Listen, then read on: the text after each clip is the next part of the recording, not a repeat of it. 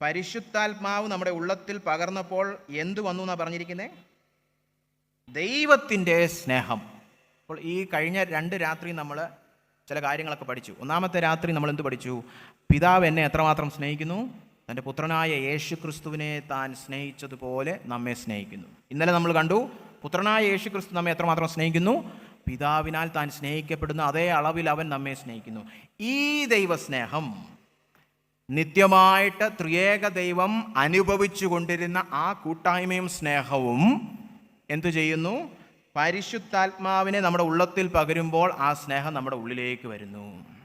അപ്പോൾ ആ 2 പടിപടിയായി നമ്മൾ പഠിച്ച സത്യത്തിൻ്റെ 3ാമത്തെ പടിയാണ് ഈ സ്നേഹം എങ്ങനെ അനുഭവിക്കാം. പിതാവ് പുത്രനെ പോലെ എന്നെ സ്നേഹിക്കുന്നു, പുത്രൻ പിതാവിനാൽ സ്നേഹിക്കുന്ന പോലെ പുത്രൻ എന്നെ സ്നേഹിക്കുന്നു. ഇതിങ്ങനെ പറഞ്ഞുകൊണ്ടിരിക്കാൻ മാത്രമല്ല, ഇത് അനുഭവിക്കണം. അത് അനുഭവിക്കുന്നത് എങ്ങനെയാ?